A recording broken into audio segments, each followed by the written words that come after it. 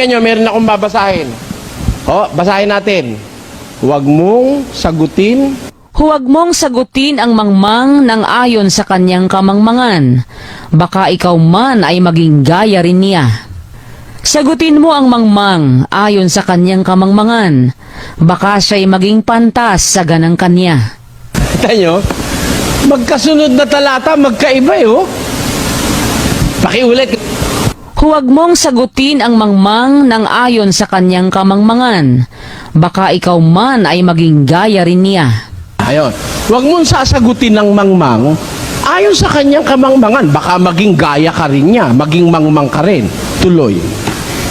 Sagutin mo ang mangmang ayon sa kanyang kamangmangan. Kita nyo? Pagka nga nabasa mo yan, malulugaw ang utak mo.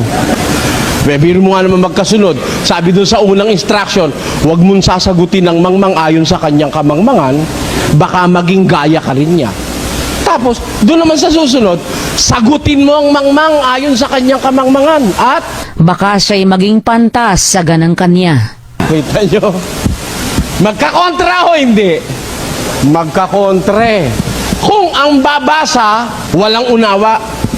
Pero, pag ang babasa po ng dalawang talatang ito'y nakakaunawa ng Espiritong galing sa Diyos, hindi magkakontre. Gusto nyo patunayan ko sa inyo, mga kababayan? Dalawang magkasunod na talata yan, ha? Ito nyo, pakinggan nyo, ha? Ulitin natin isa-isa, Basa. Huwag mong sagutin ang mangmang ng ayon sa kanyang kamangmangan. Baka ikaw man ay maging gaya rin niya. Sabi ng Diyos, huwag mong sagutin ng mangmang ayon sa kanyang kamangmangan. Baka maging gaya ka rin niya. Ito ho ang consequences ng pagsagot sa mangmang Bawa, may nakasalubong kang taong mangmang, hindi umuunawa, nagalit agad, minura ka. Hindi mo na nagtanong, galit agad. May nabalitaan lang siya. Ano mo nga? Sumagot ka nga ayon sa kanyang kamangmangan, ano isasagot mo? May pagkakaiba pa ba kayo? Pareho na kayo! Ulitin natin yung talata.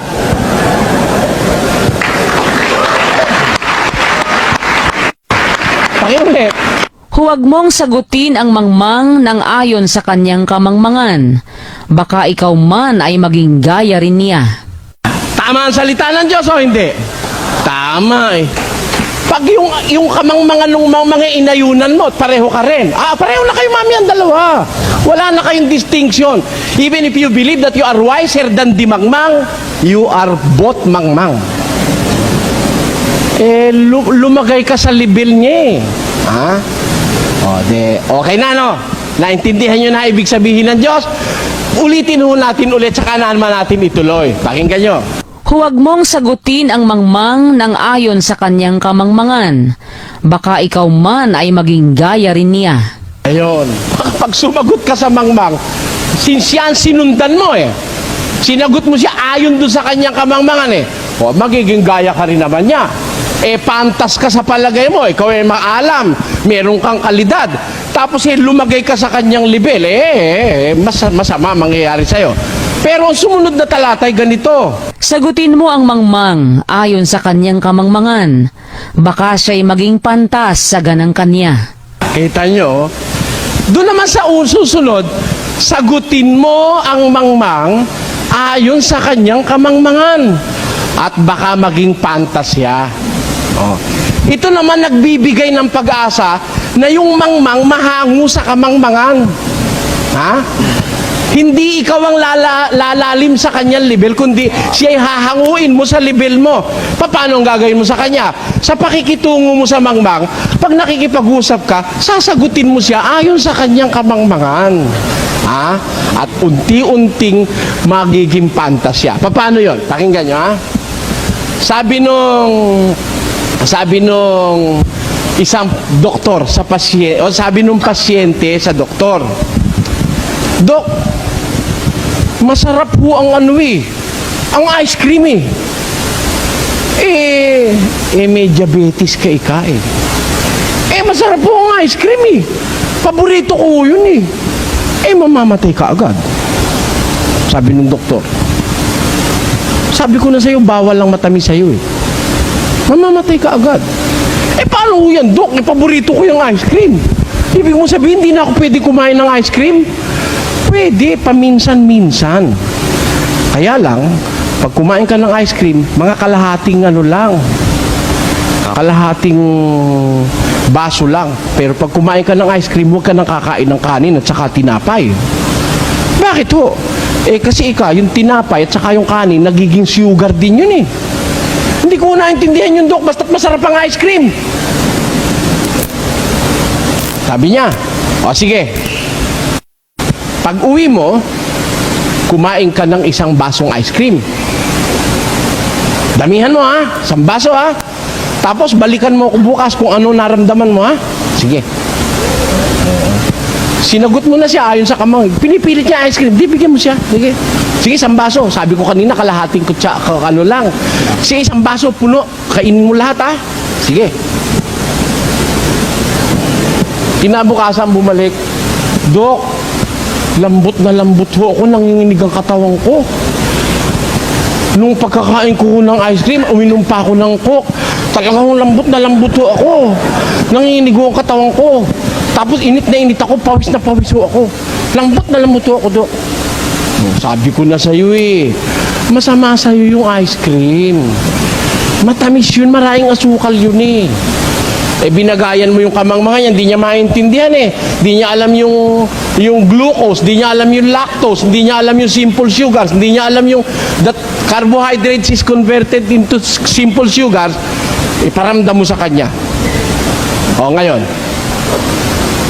nanginginig ka pa ba? Nanghihina pa ba ang laman mo? Upo, Dok.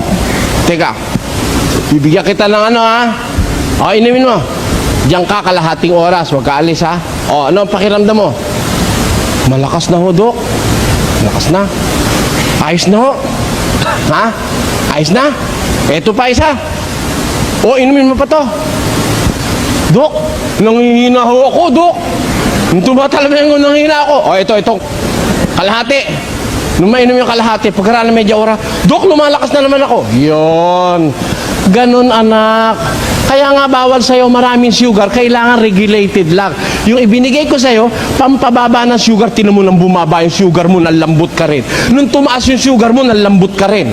Kaya kailangan, ang regular na sugar lang ma-maintain. Ayan. Para sa mga kailangan, ang regular na sugar lang ma-maintain. Ayan. Para sa mga may diabetes. Yung hindi nakakaintindi ng medisina, nung maramdaman niya yung sinasabi ng doktor, naniwala siya. Hindi ka na mahihirapang magpapaliwanag na kailangan ng insulin ganon, ganire. Hindi na. Yung naramdaman niya, matututo na yun Kaya sa susunod, inaalok ng ice cream. Patikim nga. Ito pa, Mari, sige ka. Ayoko. Natuto yung mangmang hindi? Bakit? Binagayan mo yung katangahan niya yun ang ibig sabihin ng Diyos doon. Kasi, there are things. Ang nanay ko po kasi may diabetes Ang nanay ko, nung siya 87 na, nagka-diabetes. Sabi nga nung doktor namin, ano ba naman diabetes at nahuli ng dating? Kasi meron po silang tinatawag na diabetes na huli na Ayun, yun daw sa nanay ko, huli na. Siguro, bunga na lang nakatandaan. Ngayon, madalas yung aking ina, palibasa ayaw siya nung kakain ng maraming ulam, ang dinadamihan niya kanin. Pag minsan, pag sumobra kanin, manginginig. Lalagyan namin ng bibigyan kong gamot.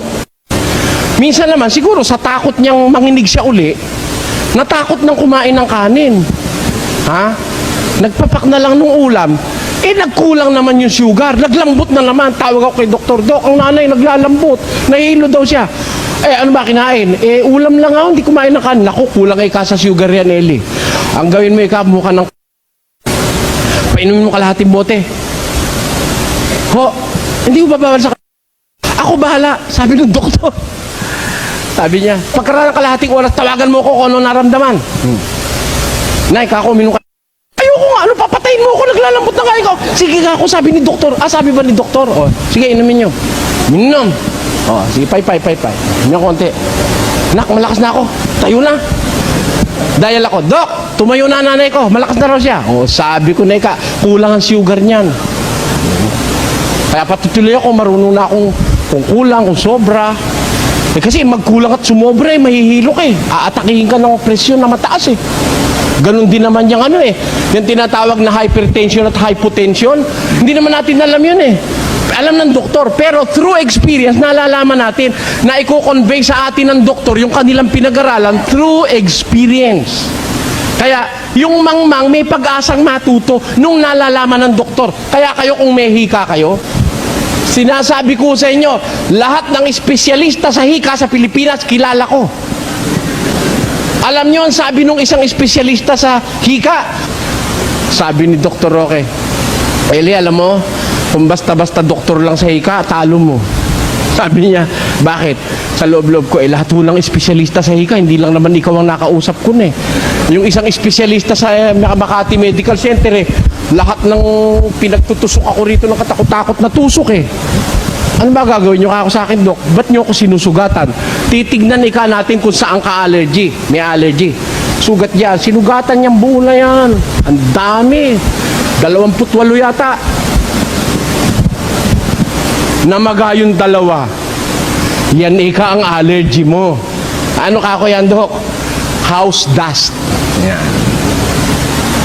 At saka yung dried saliva.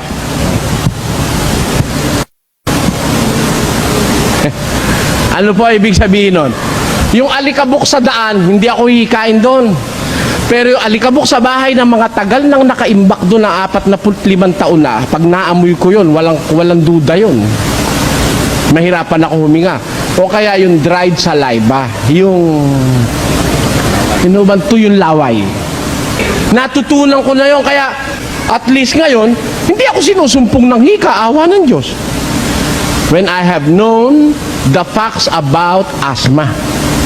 Kaya yung aking kawalang pinag-aralan, wala akong malay, natuto ko sa unti-unting pagsasalita sa akin ng doktor, binagayan yung aking kamangmangan, nakuha nila yung aking kamangmangan, nakatangahan ko sa medisina, naiangat nila ako ng paunti-unti. Tama ang sabi ng Diyos, sagutin mo ang mangmang ayon sa